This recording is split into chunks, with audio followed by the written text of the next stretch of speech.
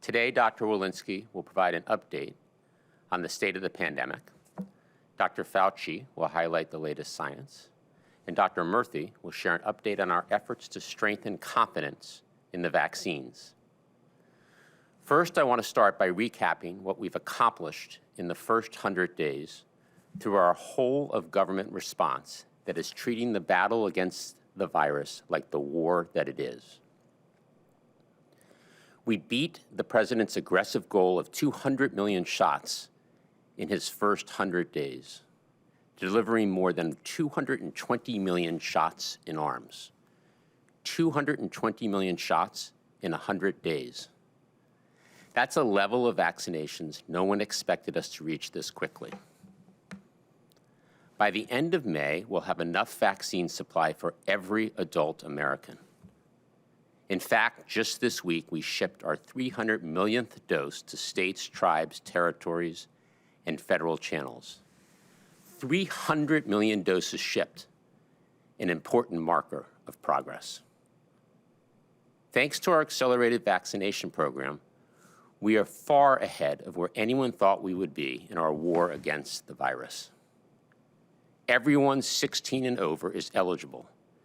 And with 90% of Americans living within 5 miles of a vaccination site, it's never been easier to get a shot. As the President has said, this is an American achievement, an achievement we can all take great pride in, an achievement that should give every American confidence and hope. Going forward in this next phase of our vaccination program, we continue to be laser focused on getting more and more Americans vaccinated. As I said last week, given that we've succeeded in getting vaccinations to the lion's share of those most at risk and those most eager to get vaccinated, we are now increasingly focused on other groups that will take time to reach. And we expect the number of shots administered each day to moderate and fluctuate. That said, we will continue to vaccinate millions of Americans each and every day. This past week, our average was 2.6 million shots per day. Overall, as you can see on our vaccination progress report, 55% of adult Americans now have at least one shot. That's up from 38% at the end of March and 19% at the end of February. Looking at the next slide, you see that today we reached a major milestone on the number of Americans who are fully vaccinated. Today, 100 million Americans are fully vaccinated, nearly double the 55 million who were fully vaccinated at the end of March. That's 100 million, nearly 40% of all adult Americans who are now fully vaccinated with protection from COVID-19 2 weeks after getting their last shot. That's 100 million Americans with a sense of relief and peace of mind, knowing that after a long and hard year, they're protected from the virus, knowing their decision to get vaccinated protects not just themselves, but also protects their families, their friends, and their communities. 100 million Americans who can follow the new CDC guidance released this week and enjoy going to the park with their family, dining and socializing with their friends outside, and many more outdoor activities without needing to wear a mask. So, over 300 million doses shipped, 220 million shots in arms, 100 million fully vaccinated individuals. This represents significant progress and calls for hope. We know we have more work to do, and in the weeks and months ahead, we'll continue building on the progress we made in our first 100 days.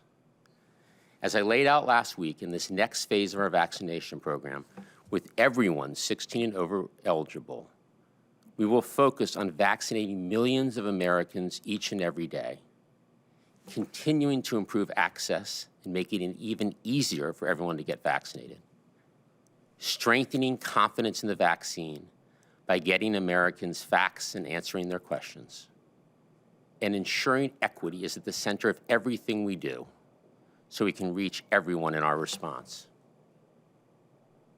We know it won't be easy, but neither was getting 220 million shots in arms in just 100 days. And together, we did it. We've seen what America is capable of when we come together and all of us do our part. With that, over to Dr. Walensky. Dr. Walensky. Good morning, and thank you so much. I'm pleased to be back with you today. We'll start with an overview of the data. Yesterday, CDC reported over 53,000 new cases of COVID-19. Our 7-day average is about 52,500 daily cases. This represents a decrease of about 16% from our prior 7-day average.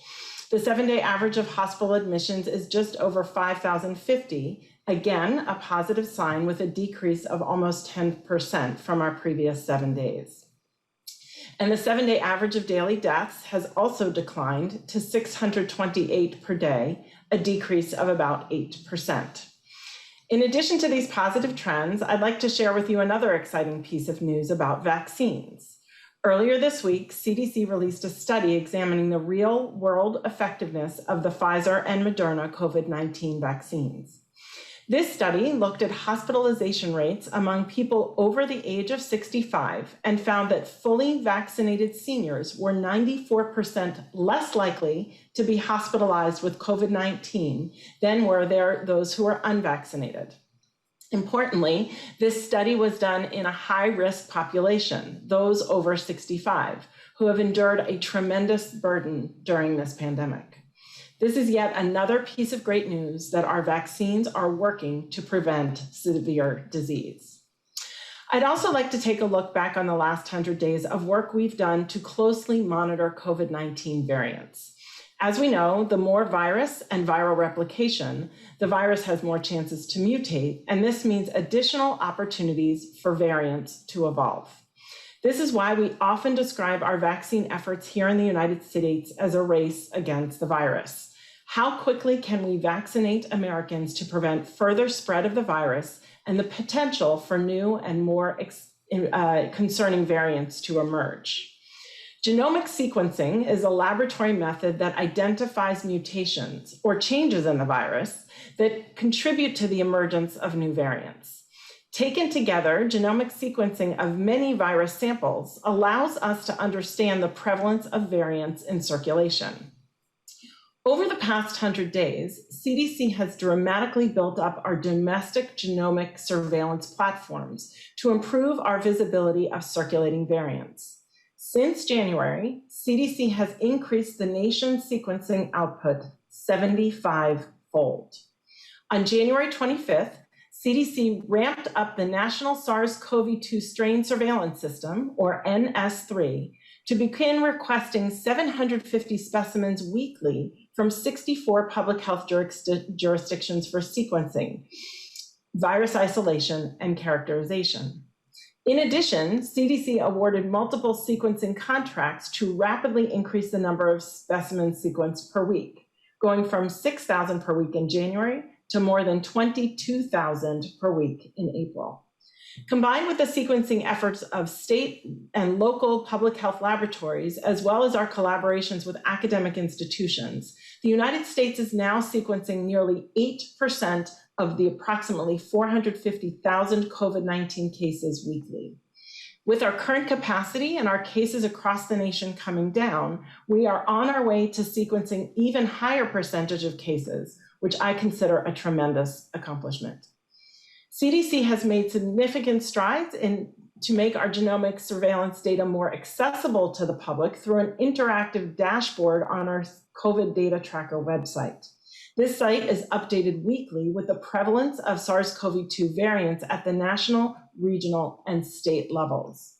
We look forward to continued advancement in this area with the additional investments made by the American Rescue Plan, which provided $1.7 billion to strengthen and expand much needed activities and workforce related to genomic sequencing, genomic epidemiology, analytics, and disease surveillance. From a global perspective, CDC is also supporting sequencing capacity in more than 50 countries, such as India, Brazil, and South Africa. This support includes defining standardized approaches, providing technical assistance to investigate variants, and coordinating with the broader research community. As we mark 100 days of this administration, I am proud that we have collaborated with numerous partners to expand genomic sequencing and what all of that means, not only to America, but to our global efforts to end this pandemic. This work has made us better prepared for the threat of SARS-CoV-2 variants, helped us better understand, identify, and track the virus, and given us more tools to take actions that protect the American people and people around the world. There is more work to be done, but over the past 100 days, we have ramped up our capacity to understand the virus circulating in our midst. And with 100 million Americans fully vaccinated as of today, we continue to move ahead in our progress to end this pandemic. Thank you very much. I'll now turn things over to Dr. Fauci. Thank you very much, Dr. Walensky. If we could move to the next slide. Yesterday, Tara Parker Pope in the New York Times wrote an article addressing the issue, does it matter if one skips the second COVID shot? So I'd like to spend just the next couple of minutes addressing this issue, because now about 8% of people estimated have not showed up for their second shot of a two-shot regimen, i.e. the mRNA regimen. Next slide. But if you compare this to other real-world uptake of vaccines that have been around for a while. This report came out a week ago in Human Vaccines and Immunotherapeutics, looking at the Zoster vaccine in the United States over a 2-year period from 2017 to 2019. And note on the second bullet, it's a 2-dose vaccine with the doses becoming 2 and 6 months after the first dose. 70 to 80% of individuals completed the series, which means that 20 to 30% have not. So thus far, the 8%, though you'd like to see 100% adherence, 8% is within the realm of what you see with other multi-dose vaccines. Next slide. So let's take a quick look at what the guidelines are that we know about the administration. The Pfizer-BioNTech gets a single dose, and 21 days later, you get the boost. For Moderna, it's 28 days. But as the CDC has said, it's not feasible, if it's not feasible, to adhere to the recommended interval. And in the real world, there are many reasons why this might not be feasible. The second dose may be scheduled for administration up to 6 weeks or 42 days after the first dose. Next slide. So why is there some uncertainty about the importance of second doses when you talk to people and ask their opinion? Well, about 44% of adults reported that the vaccines provided strong protection by 1 to 2 weeks after the second dose. So 44% people are on board clearly with the second dose. 20% believe that the vaccines provide strong protection before the second dose. And 36% in a recent survey were unsure. Next slide. So let's take a look at the results, both clinically and from a laboratory standpoint, about the efficacy of the first dose versus following the second dose. So this is a study that was recently published in the New England Journal of Medicine on the Pfizer-BioNTech mRNA in a nationwide mass vaccination setting in Israel. Look at the column on the left when you look at both infection, symptomatic, hospitalization, or severe disease. Although there is a significant degree of protection after the first dose, look at the difference between the first and the second dose. 46 versus 92, 57 versus 94, et cetera, et cetera. Next slide. This is the study that Dr. Walensky just mentioned a moment ago. When you look at individuals 65 years of age or older, where you had an extraordinarily good effectiveness in fully vaccinated seniors at 94%, as she mentioned. But look at the partially vaccinated people. Again, a reasonable amount of protection, but not nearly as much as you get from the 2 doses. Next slide. Here again is a study I showed you at a previous briefing from employees at the University of Texas Southwestern. Again, the unvaccinated, when you look at the percent of infections there, they did not do well. You do much better if you're partially vaccinated, but there's a 36-fold difference of getting fully vaccinated versus partially vaccinated. Next slide. Now, when you look at the immune response to a single dose of mRNA vaccines in organ transplant or cancer patients, and very, very clearly, the single dose was not adequate. This becomes really important because organ transplant, particularly individuals on a variety of immunosuppressive drugs and cancer patients, but there are a lot of people in society who are on things like glucocorticoids for autoimmune diseases that may not get a good enough response after the first dose, and we absolutely want them to get the second dose. So very quickly, let's look at some of the data that backs up this clinical. Next slide. I showed you this slide before. This is the Pfizer-BioNTech, and we're here looking at neutralizing antibodies after the first dose, which is at the 21-day, versus the second dose, which is at day 28 to 35. As you can see, regardless of the age, younger individuals or older individuals, a dramatic difference in neutralizing antibodies between the first and the second dose. Next slide. We often talk about T-cell responses. The same thing.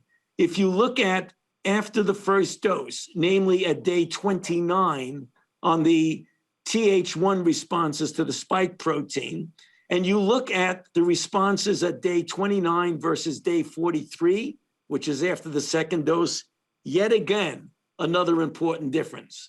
Next slide. And then when you look near at the neutralization after the second dose of Pfizer, when you're looking at variants, so concentrate on the blue shaded area. So if you look at one dose, 2 weeks, and then 3 weeks after the one dose, and look at the effect. So if there are 15 vaccinees on the left, about a third of them had a good response against the 614, which is the standard virus. Got less when you did B17 and nothing against 351. At week 3, it got a little bit better. You had more against 614, more against B17, but still nothing against 351. But after the second dose, both week 4 and week 6, look at the dramatic difference, not only against the standard wild type, but also against the one that we have in this country that's dominant, B17, but also look at now the presence of neutralizing antibodies in vitro against the 351 or South African isolate. Again, a much, much better advantage for the second dose. So finally, on the last slide, what can we do to help people get that second dose on time? Scheduling follow-up visits before or during the first dose, reschedule canceled clinics, and send reminders. Bottom line of my message, A, get vaccinated, and if you're having a 2-dose regimen, make sure you get that second dose. Now passing it over to Dr. Murthy. Well, thank you so much, Dr. Fauci. And it's good to be with all of you again this morning. You know, as we pass our 100 days mark and mark over 143 million people who are vaccinated with at least one dose, I want to share a little bit more about how we're thinking about our work ahead. To help people protect themselves and the people they love requires us not only to build confidence in vaccines, but to mobilize people to get vaccinated and to make sure people have easy access to vaccines. Now, tracking vaccine confidence is nuanced, but there are two realities that remain true. First, the surveys and studies continue to show us that since the winter, a growing share of people in our country have gotten or plan to get vaccinated. And we've come a long way since the end of last year. Second, we know, not only from the data, but from conversations with community members and leaders, that there are still people who have questions and want more information about vaccines. And that's why we're continuing to grow the scope and reach of our COVID-19 Community Corps, which you'll remember is a nationwide grassroots network of health professionals, community organizations, rural union and faith leaders, and Americans from all walks of life who share a commitment to protecting their communities by helping people get vaccinated. This morning, I want to highlight for you several more stories that we've heard about the work from a few of those organizations. One of our organizations, Access, has set up vaccination clinics in Sterling Heights in Dearborn, Michigan, where they're averaging hundreds of vaccines administered daily. They're forming community focus groups, which include primarily people of East Asian descent and people from Poland, Ukraine, and Sikh communities to address root causes of lower vaccine confidence and address questions. Another organization, Pelita Ministries, is working with a large network of churches in Eastern North Carolina. Pelita Ministries was founded to assist in disaster recovery following Hurricane Irene. Today, the organization is engaging older adults by answering their questions about vaccines, dispelling myths, and helping administer vaccines when their seniors are ready to get it. The UFW Foundation, which is also a Community Corps member, is focusing on vaccinating farm workers and their families. The organization has coordinated community vaccine events that have provided thousands of vaccine doses to farm workers. They've established a national hotline to support farm workers with appointment registration. And the team is also engaging farm workers on the ground in 6 states to spread factual, scientific information. Finally, I want to share with you that Washington, D.C. Mayor Muriel Bowser has created D.C.'s own COVID-19 Community Corps. The D.C. Corps will be launched this Saturday, May 1st, as part of a day of action and has enlisted hundreds of volunteers to canvass neighborhoods and help residents make a plan to get vaccinated. The day of action coincides with the day walk-up sites open across the city so that residents will be able to head straight to a vaccination site to get a free vaccine. If you're in DC and want to get involved in the day of action, you can find more information at bit.ly/Day of Action DC. Now, these are a few of the thousands of organizations that have joined the growing movement, to vaccinate the nation. The Community Corps is ultimately built on a simple but powerful idea that protecting the nation from COVID-19 requires individuals and communities to take action, not just the government. And everyday Americans, community organizations, and businesses have risen to the challenge. And what that means is family members and friends helping each other make a plan to get vaccinated. It means doctors and nurses reaching out to their patients to answer questions and urge them to get vaccinated. It means faith leaders recognizing how easily rumors can spread and reaching out to their congregants with the truth about vaccines. It means social media companies taking responsibility for promoting accurate content and removing all blatant misinformation, as well as more subtle yet highly targeted misinformation. And it means workplaces giving employees paid time off when needed to get vaccinated or to recover from temporary flu-like symptoms. This is a step, by the way, that is now easier given the tax credit that President Biden announced for small businesses that provide such time off. Ultimately, our national COVID-19 response is in many ways a test of whether we will answer this moment with the spirit of community that has always been at the heart of our country's response to generational threats. And I believe that we will respond. Thank you for your time today, and I'll look forward to your questions. Well, thank you, doctors. Let's now open it up for questions. First question. Thanks, Jeff. And reminder, one question, one person. First, we'll go to Nate Wexel at The Hill. Hi, thanks for taking my question. I'm wondering a little bit about these efforts to sort of decrease hesitation, combat misinformation. How much effort is the administration, how much extra effort would you say you're sort of putting into some of the misinformation efforts out there? I know Dr. Fauci was out, answering questions about Joe Rogan this week. I mean, how much does that play into helping solve hesitation, and how much is that sort of a distraction? Dr. Murthy? And so could you repeat the tail end of your question? I want to make sure I'm clear on the end. Yeah, it was just how much is that helping to solve hesitation versus how much is sort of just a distraction and taking away from other work that's happening? Dr. Murthy, combating misinformation is the core of the question. Yeah, look, I think that ultimately we know that people have questions for multiple reasons. Sometimes because there's misinformation that they've encountered, sometimes because they've had a bad experience with the healthcare system. and they're wondering who to trust. And some people have just heard lots of different news as we continue to get updates on the vaccine, and they want to hear from someone they trust. That's why, you know, our efforts are focused on mobilizing trusted messengers, which include doctors and nurses, faith leaders, and family members to get information out to people. But just keep in mind that for people to get vaccinated, they need confidence. They need, to know that this is urgent and important, and they need access. And that's why we are working hard on all three fronts. Next question. Kristen Welker, NBC. Hi, everyone. Thanks so much for doing this call.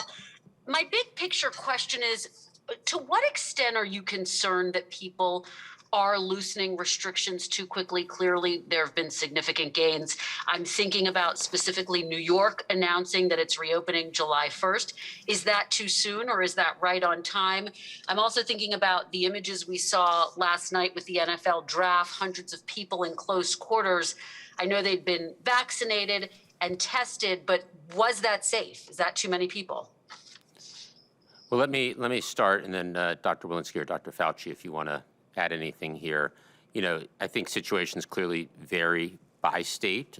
We are encouraged that states are focused on getting people vaccinated.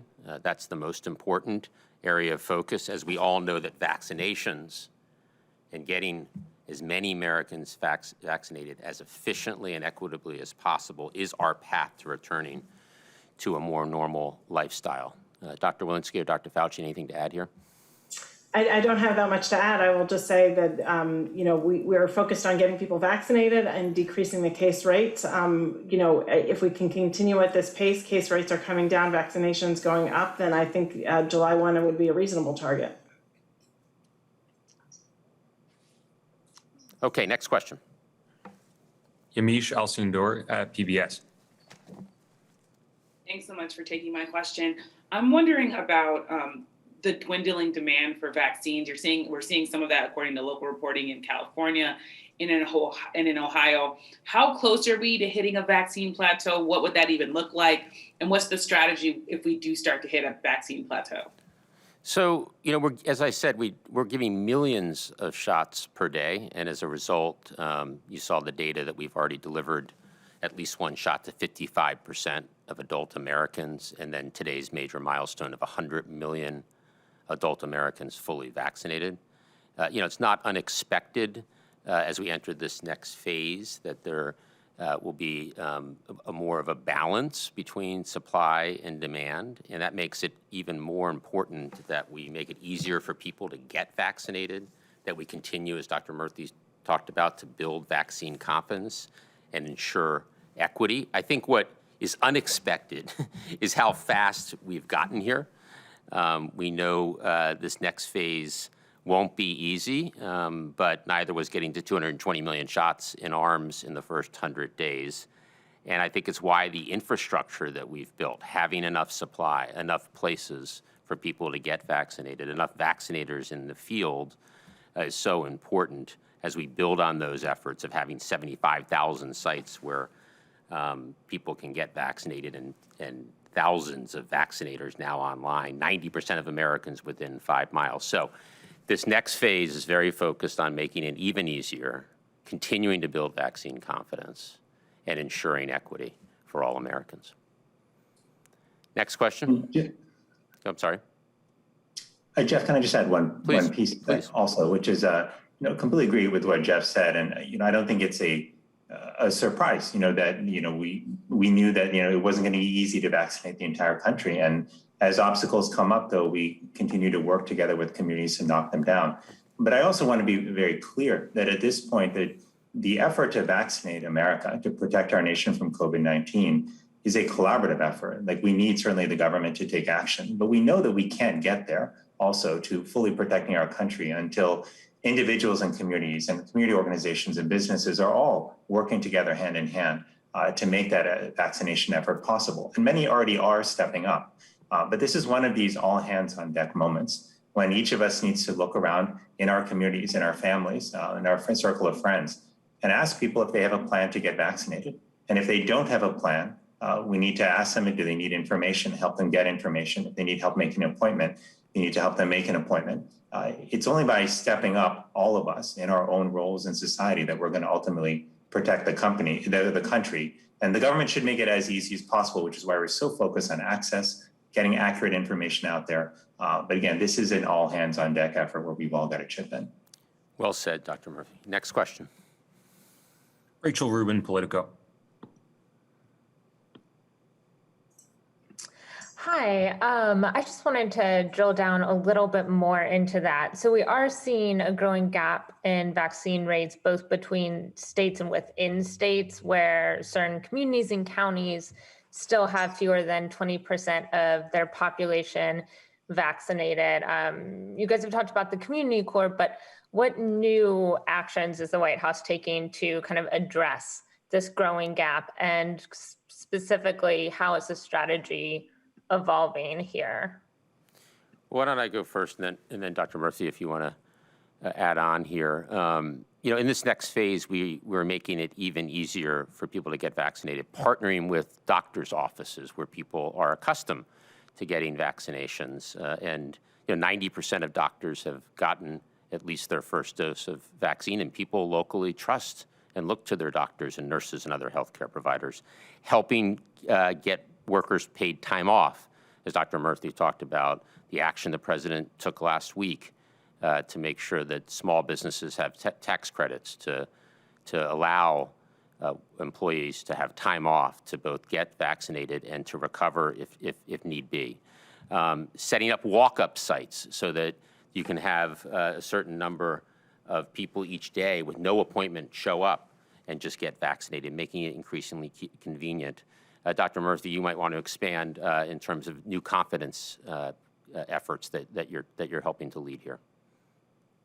Well, absolutely. Well, I would just say that we are continuing to expand the breadth of organizations and individuals who are part of our community core, recognizing exactly what you said, that if we really want to reach all parts of America, rural and urban, and people of all age demographics, we've got to reflect the diversity of our country and the diversity of partners that we have as well. I want to underscore, though, the point that Jeff made about working with doctors and with other healthcare providers. We know that around 80% of people who are trying to decide about a vaccine say that they want to talk to their doctor about that decision. And we've heard that loud and clear. And that's why we not only want to engage with doctors to ensure they're talking to their patients, but we also want to make it easier for people to ultimately get a vaccine through their doctor. And there'll be more to say about that initiative in the days ahead. But that is a channel that we're certainly working on in close partnership with physicians, with other healthcare providers, and with medical organizations.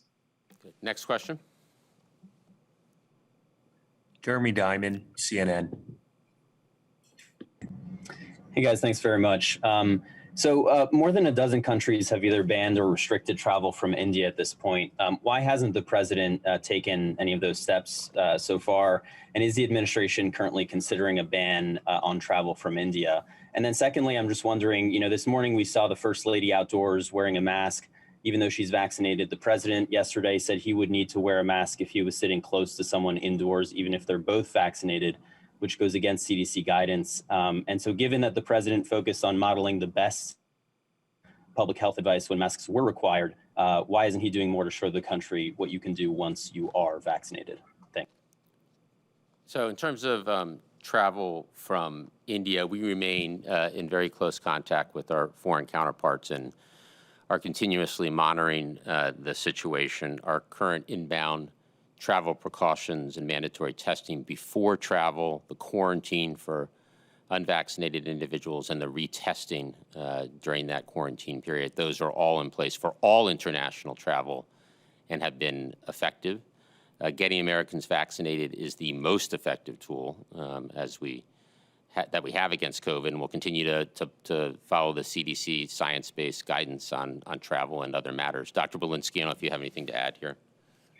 No, nothing to add. Okay, next question. Zeke Miller, AP. Thanks for doing this. First, a quick point of information. When you say 100 million Americans are fully vaccinated, that just means they've gotten their second dose if they've required a 2-dose vaccine. That doesn't mean that they're 2 weeks past that dose, which is That is correct, Zeke, and that's why I was clear that everyone needs to make sure that they follow that 2-week post. But they now, 100 million Americans have received their second shot if they're on a 2-shot regimen, or their 1 shot if they're on the J&J regimen. Thank you. And then just following up on Dr. Wensley's point earlier about New York, that July 1st is sort of a reasonable timetable, assuming the current trend lines are continued. Could you explain, Dr. Wensley, sort of what that, what would be possible, or sort of now assumes likely on July 1st, then New York's going to 100% capacity at restaurants and bars and arenas and the like, will masks still be required indoors? Can you sort of lay out a little bit, sort of, 2 months from now, rather, what should the American people sort of hope for? What I'd like to do is sort of say the more people are vaccinated, the fewer cases that we have. And as we see those numbers come down, we'll take increased steps as we have until now. We've had 3 updated guidances of what you can do if you're fully vaccinated, and we look forward to more as more and more people get vaccinated. But I don't think this virus has tricked us before, so I would like to sort of watch and see how it goes before making further estimations of what happens in a couple of months. Good. Next question. Last question. Let's go to Meg Tyrell at CNBC. Well, thanks so much. I just wanted to follow up on what the administration is doing to counter disinformation. So really stronger on the spectrum of hesitancy. But, Peter Hotez wrote an editorial in Nature suggesting that the highest levels of government have to take direct, even confrontational approaches with Russia and move to dismantle anti-vaccine groups in the United States. So really going beyond counter messaging from the global health community and pressure on social media companies. I just wondered what the administration's sort of stance is on stronger actions like that against specific disinformation, not just sort of hesitancy in general. Dr. Murthy, you want to talk about just positive measures on information and anything you want to say about combating disinformation? Sure. Well, thank you for that question. I mean, that is such an important issue, and we are certainly focused on it in several ways. But the 2 that I'll mention is we recognize that misinformation and disinformation thrive in the absence of accurate information. So one of our strategies is to put as much accurate information out there as possible with trusted voices, not only the people from government, but also reputable medical sources and experts in communities. But we are also working closely with social media companies and other platforms to push them also and partner with them on rooting out active disinformation campaigns.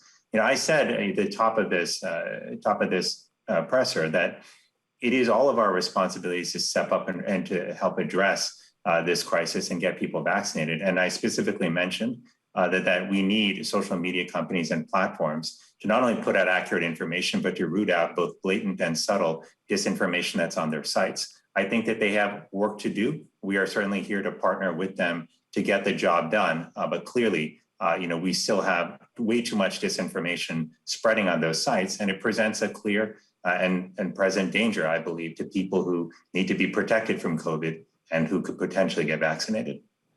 I want to thank everybody for joining today, and we look forward to next week's briefings. Thank you.